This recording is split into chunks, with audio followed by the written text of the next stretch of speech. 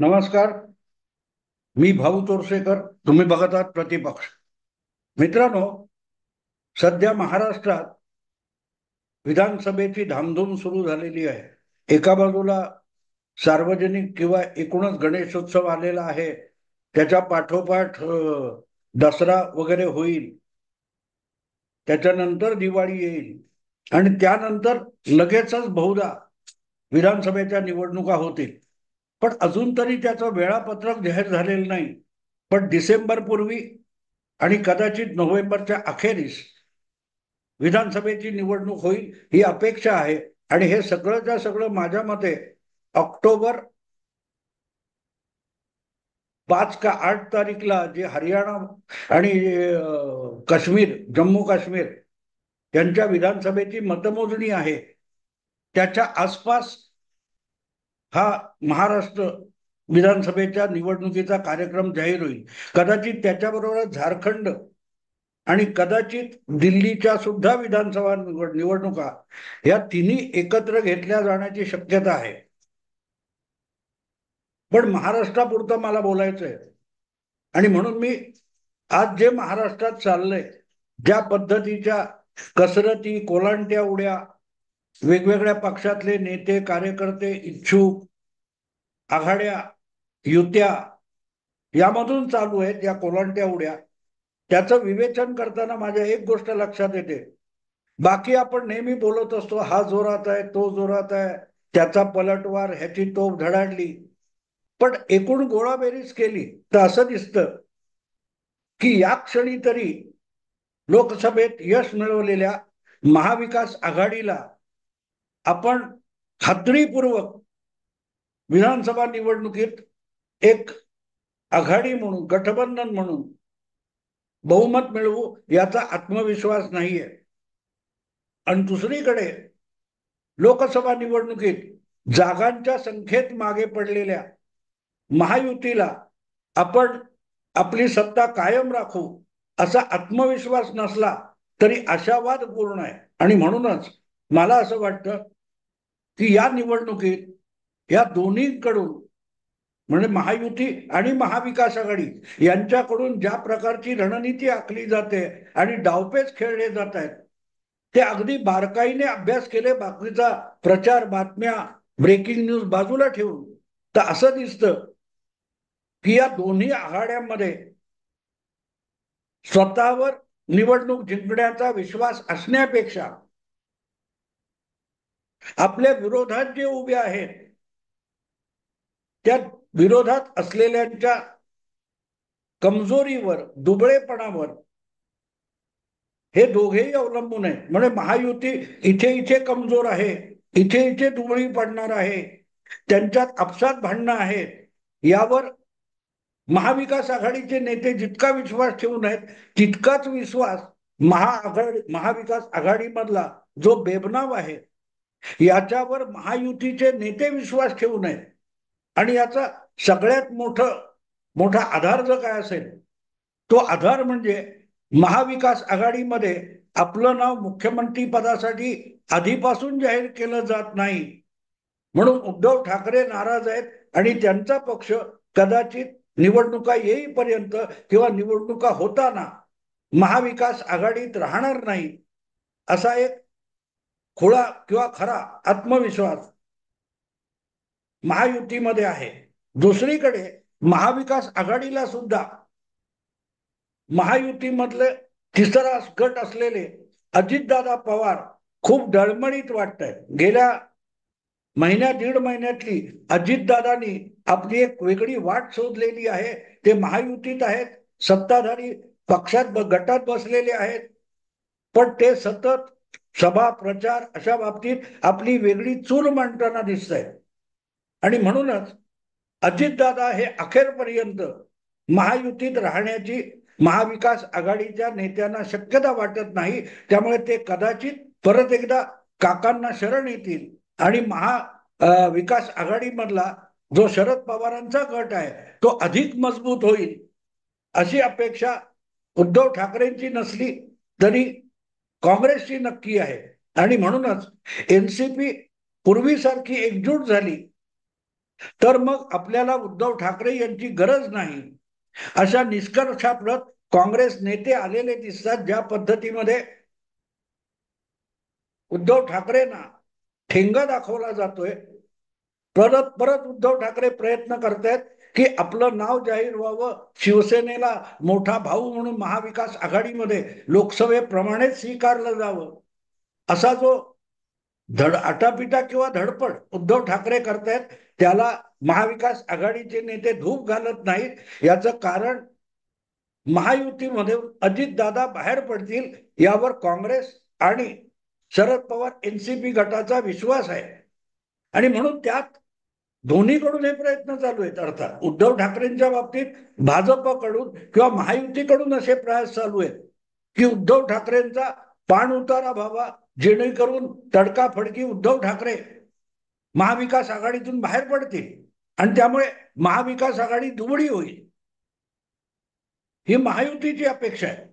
पण अजितदादा बाहेर पडले तर फार मोठ्या प्रमाणावर नाही, पण महाविकास आघाडीचं काही प्रमाणात तरी नुकसान नक्की होऊ शकेल, असा आत्मविश्वास हा महाविकास आघाडीच्या नेत्यांमध्ये आणि पक्षांमध्ये दिसतो. आणि त्यामुळे तुम्हाला आठवत असेल तर लोकसभा निवडणुकीपूर्वी, म्हणजे मतदान होत असताना किंवा त्या दरम्यान, मी एक व्हिडिओ केला होता की लोकसभा निवडणुकीनंतर महाराष्ट्रातल्या 6 प्रमुख पक्षांपैकी 2 पक्ष हे कदाचित नामशेष होऊन जातील, कमालीचे कमजोर होतील.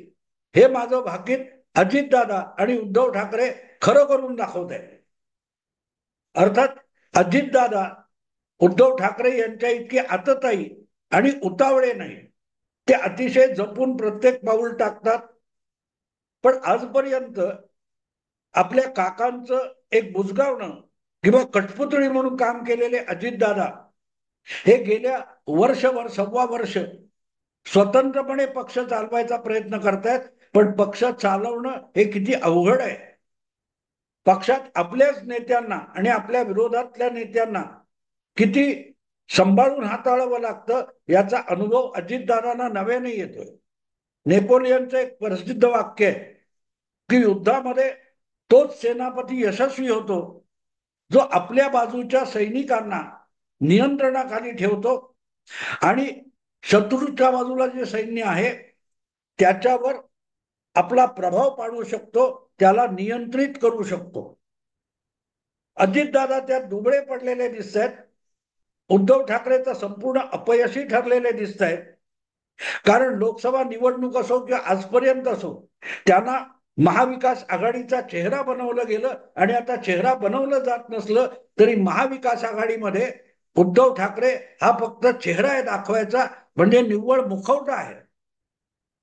लोकसभेत उद्धव ठाकरे हा मुखवटा होता, आता त्या मुखवट्याची आम्हाला गरज नाही, असं आपल्या वागण्यातून काँग्रेस आणि शरद पवार गट त्यांना सुचवतोय.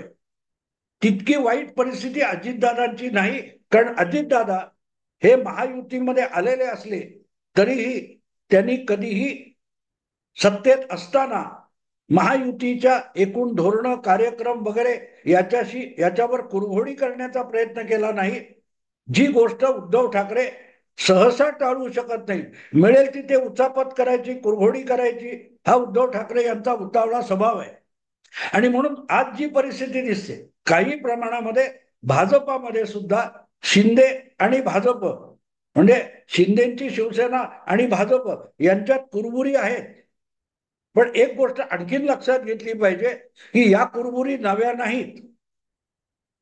1990 साली बाळासाहेबांच्या हयातीमध्ये शिवसेना भाजप युती झाली, तेव्हा सुद्धा शिवसेना आणि भाजप यांच्यात निवडणूक लढवताना किंवा जागा वाटपामध्ये, पदांच्या वाटपामध्ये कुरबुरी नव्हत्या असं बिलकुल नाही. मला आठवतं 1995च्या निवडणुकीमध्ये विधानसभेचं जागा वाटप करताना शिवसेनेच्या वतीने उद्धव ठाकरे आणि राज ठाकरे हे प्रतिनिधी म्हणून गेले होते आणि दीर्घकाळ वादावादी चालले होतं, बोलणी फिसकटत होती. शिवसेना अधिकाधिक जागा मागत बसलेली होती आणि मुंडे महाजन भाजपच्या वतीने जे जागा वाटपाच्या बाबतीत बोलणी करत होते ते मला हा ते करत होते, त्यांचं देखील पटत नव्हतं. मला त्यावेळेला लालकृष्ण अडवाणींनी हस्तक्षेप केला होता आणि कुठल्याही परिस्थितीत ही निवडणूक ही विधानसभा निकालापर्यंत यशस्वीरित्या लढवली गेली पाहिजे असं दडपण आणलं होतं भाजपच्या मुंडे महाजन या नेतृत्वावर. आणि त्यावर प्रतिक्रिया व्यक्त करताना आपली नाराजी प्रमोद महाजन या महाराष्ट्रातल्या सगळ्यात टॉपमोस्ट नेत्याने भाजपच्या एक नाराजीचं वाक्य बोललं होतं की मुलगी नकटी असली म्हणून काय, पालकांनी पसंत केली आहे तर तिच्याशी लग्न करावंच लागतं. आणि मला मी हे लक्षात राहण्यास एवढ्यासाठी आहे की मी तेव्हा एक अग्रलेख लिहिला होता आपला वार्ताहर नावाच्या दैनिकामध्ये, नकटीच्या लग्नाला 117 विघ्न, कारण आपल्याकडे नकटीच्या लग्नाला 17 विघ्न अशी एक उक्ती आहे, म्हण आहे. आणि तिचा वापर करून मी त्या अग्रलेखाचं शीर्षक दिलं होतं नकटीच्या लग्नाला 117 विघ्न, कारण त्या वाटणीमध्ये 1995च्या जागा वाटपामध्ये भाजपच्या वाट्याला 117 जागा आलेल्या होत्या आणि शिवसेनेच्या वाट्याला 171 जागा आल्या होत्या.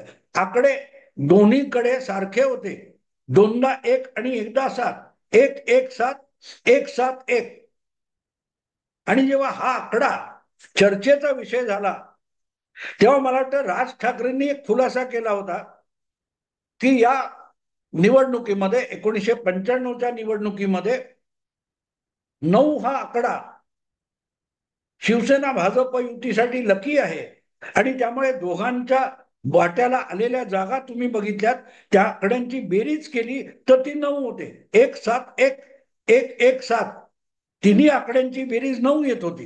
हे मी एवढ्यासाठी सांगतोय की जागा वाटपावरूनच्या कुरबुरी या शिवसेनेच्या अगदी पहिल्या शिवसेना भाजप युतीपासून चालू होत्या आणि त्या अगदी आता तिसऱ्या पिढीतले आदित्य ठाकरे आले 2014 मध्ये शिवसेनेचं जागा वाटपात भूमिका घ्यायला, तेव्हा सुद्धा त्या कुरबुरी झाल्या होत्या, कारण लोकसभा 2014 निवडणूक संपली नाही. आदित्य ठाकरे यांनी उठा म्हणजे उद्धव ठाकरे मिशन 150 अशी घोषणा केली होती आणि त्यामुळे युतीमध्ये खळबळ माजली होती, कारण उठा मिशन 150 ही आदित्य ठाकरेंची घोषणा होती. तर भाजपवाल्यांनी दिल्लीत नरेंद्र तर महाराष्ट्रात देवेंद्र अशी घोषणा केली होती आणि त्यावरून दोन्ही पक्षांची खडाजंगी इतकी उडाली होती की प्रत्यक्षात निवडणुकीचे अर्ज भरायला सुरू करताना विधानसभेच्या 2014 मध्ये युती तुटलेली होती. हा सगळा इतिहास मी एवढ्यासाठी सांगतोय मित्रांनो की कुरबुरी आज सुद्धा एकनाथ शिंदे आणि देवेंद्र फडणवीस या दोन्ही नेत्यांच्या पक्षामध्ये आपसात युतीबद्दल कुरबुरी आहेत, कुरबुरी आहे. पण काही गोष्टी लक्षात घ्यावं लागतं आणि दोघांनी एक गोष्ट लक्षात घेतली पाहिजे की परत एकदा सत्ता मिळवायची असेल तर जो काही महायुती आहे तिला बहुमत मिळालं पाहिजे, बहुमत मिळालं पाहिजे. 2014 मध्ये जे काय भांडण झालं होतं ते मिटून उद्धव ठाकरे भाजप सोबत आले आणि त्या दोघांना मिळून 2019 मध्ये स्पष्ट बहुमत मिळालं होतं. पण ते बहुमत मिळाल्यानंतर उद्धव ठाकरे यांनी दगाबाजी केली. निकाल लागल्यानंतर त्यांनी मुख्यमंत्री पदावर दावा केला. आजचे उद्धव ठाकरे आणि तेव्हाचे उद्धव ठाकरे याच्यामध्ये जमीन आसमानाचा फरक आहे. 5 वर्षापूर्वी निकाल लागेपर्यंत मी पुन्हा येईन ही घोषणा निमूटपणे ऐकणारे उद्धव ठाकरे निकालानंतर काही तासातच मी चाललो म्हणायला लागले. असो, मुद्दा इतकाच आहे की आज घडीला महायुतीमध्ये अजितदादा टिकतील का याची शंका नाहीये आणि दुसरीकडे शिंदे आणि भाजप यांच्यामध्ये जागा वाटप, सत्ता वाटप यावरून आत्तापासून कुरबुरी सुरू झालेल्या आहेत. पण त्या सगळ्यांनी एक गोष्ट लक्षात ठेवावी की पहिलं टार्गेट तुमची युती आघाडी जी काय असेल ते गठबंधन बहुमतात जाणं आवश्यक असतं, तरच तुम्ही सत्तेच्या टप्प्यात पोहोचलेले असतात. आणि हे काँग्रेसवाल्यांना बरोबर कळतं. आणि म्हणूनच उद्धव ठाकरे यांनी कितीही उतावळेपणा केला तरीही काँग्रेस आणि राष्ट्रवादी आत्तापासून उमेदवार घोषित करायला तयार नाही. आणि मग त्यांचे चमचे बसलेले आहेत ते सांगतात महाराष्ट्राच्या इतिहासामध्ये कधीही मुख्यमंत्री आधीपासून जाहीर केलेला नव्हता. अरे पण तो होता, तोच मुख्यमंत्री शरद पवार हे 1900 काय ते 91च्या निवडणुकीमध्ये 90च्या निवडणुकीमध्ये मुख्यमंत्री होते आणि तेच अल्टिमेटली मुख्यमंत्री झाले सुद्धा. त्यासाठी नाव घोषित करायची गरज नव्हती काँग्रेसला. सांगायचा मुद्दा असा की या क्षणी दोन्ही गटातल्या 3 मित्र पक्षांमध्ये अक्षरशः छुप युद्ध चालू आहे, यादवी चालू आहे. कारण त्या प्रत्येकाला असं वाटतंय युती असो की आघाडी दोन्हीकडचे की जर अधिक जागा लढवल्या तर आपले अधिक आमदार येतील. आणि त्यामुळे प्रत्येक जण आघाडीमध्ये आणि युतीमध्ये एकमेकांवर दबाव निर्माण करतोय. एकमेकांवर दबाव निर्माण करतोय की आपल्याला अधिक जागा मिळाल्या नाही तर आपण बाहेर पडू. पण प्रॅक्टिकली बघितलं तर काँग्रेस राष्ट्रवादी एका बाजूला आणि भाजप एका बाजूला हे 3 पक्ष वगळले तर आघाडी मोडण्याची हिंमत उरलेल्या 3ही गटांमध्ये पक्षांमध्ये नाही. ना अजितदादा, ना उद्धव ठाकरे, ना आज सुद्धा एकनाथ शिंदे हे युती मोडण्याच्या इतक्या धाडसी पावलाकडे जाऊ शकणार नाही. पण एक गोष्ट दोन्हीकडे आहे की दोनही गटांमध्ये सत्ता आपल्याला मिळेल, कारण पलीकडच्या कोर्टामध्ये बेबनाव आहे. परस्पर भांडणं टोकाला गेलेली आहेत. असं युतीला आघाडीविषयी वाटतं आणि आघाडीला युतीविषयी वाटतं. आणि त्यामुळे समोरचा जितका आत्मघात करून घेईल, समोरच्या गोटामध्ये जितका आत्मघात होईल त्याचा फायदा म्हणून आपण आरामात बहुमतापर्यंत आणि सत्तेपर्यंत पोहोचू असा चमत्कारी परस्परांवरचा विश्वास मला आत्ता दिसून येतोय. आणि म्हणूनच शक्यतो आघाडी किंवा युती तोडू द्यायची नाही, तुटू द्यायची नाही. पण तुटत असेल तर त्याचा आपल्याला कसा लाभ घेता येईल असा डावपेच एकमेकांच्या विरुद्ध एकाच गटबंधनात राहून सुद्धा सगळे पक्ष खेळत आहेत. अजितदादा महायुतीमध्ये आहेत, पण वेळ आली तर आपण महाविकास आघाडीचं गणित चुकलं तर काका आपल्याला मुख्यमंत्री पदावर बसवतील, बहुमतासाठी 15, 20, 25 आमदार घेऊन गेलो तर आपल्या गळ्यात सुद्धा मुख्यमंत्री पदाची माळ पडू शकते. या आशेवर अजितदादा नाहीत असं कोणीही या क्षणी छाती ठोकपणे सांगू शकत नाही. मला तर असं वाटतं की राज्यपाल नियुक्त 3 आमदार जे काय पदरात पडून घ्यायचे ते होईपर्यंत अजितदादा युतीत राहतील, नाही तर स्वतःचा वेगळा तंबू थाटतील. पण या क्षणी एक गोष्ट सगळ्यांना मान्य करायला लागेल, सगळ्यांना, की महाविकास आघाडी असो किंवा महायुती असो, दोघांनाही आपल्याला हमखास सत्ता मिळेल असा विश्वास नाहीये. म्हणून पोस्चरिंग चाललेलं आहे. ते प्रत्यक्ष कुस्ती होण्यापूर्वी दोन्ही बाजूचे पहलवान कुठे दंडावर थापा मारतात, मांडीवर थापा मारतात, शड्डू ठोकतात, आपण बघतो ना, तसं पोझिशनिंग चालू आहे. पण आपल्याला खात्रीपूर्वक विश्वास मिळेल, यश मिळेल अशी खात्री कोणालाही नाहीये. आणि त्यामुळे जे काय आघाडी म्हणून किंवा युती म्हणून यश मिळणार असेल ते जास्तीत जास्त आपल्या पदरात पडण्यासाठी प्रयत्न चालू आहे.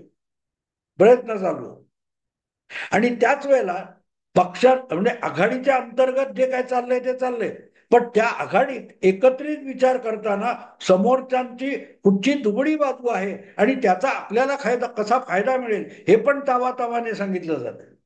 पण हे लोक एक गोष्ट विचारतात की या सगळ्या 2 गटांच्या पलीकडे कमीत कमी अर्धा डझन तरी छोटे छोटे पक्ष आहेत की ज्यांचं आपापल्या विभागामध्ये प्रभाव क्षेत्र आहे. आणि त्यांनी जर या आघाड्यांचा खेळ बिघडवला की दोघांनाही 1,200 पण आणून टाकलं आणि पुढच्या 30-35 जागा जर या छोट्या पक्षांनी म्हणजे त्याच्यात मनसे येईल, शेतकरी संघटना येईल, ओवायसी येतील, समाजवादी पक्ष, अखिलेशचा पक्ष असेल, बच्चू कडूंचा पक्ष असेल, हितेंद्र ठाकूरांचा पक्ष असेल, हे सगळे लहान मोठे पक्ष आहेत. यांनी जर 30-35 जागा खाल्ल्या आणि उरलेल्या 250 जागांची उभी विभागणी झाली, तर हे अपक्ष हे दोन्ही आघाड्यांना खेळवू शकतात. जसं मधु कोंडाने झारखंडमध्ये जवळजवळ 15-20 वर्षापूर्वी दोन्ही गटांना खेळवलं. असो मित्रांनो, आता इथेच थांबतो. आवडलं लाईक करा, शेअर करा, सबस्क्राईब करा. नमस्कार.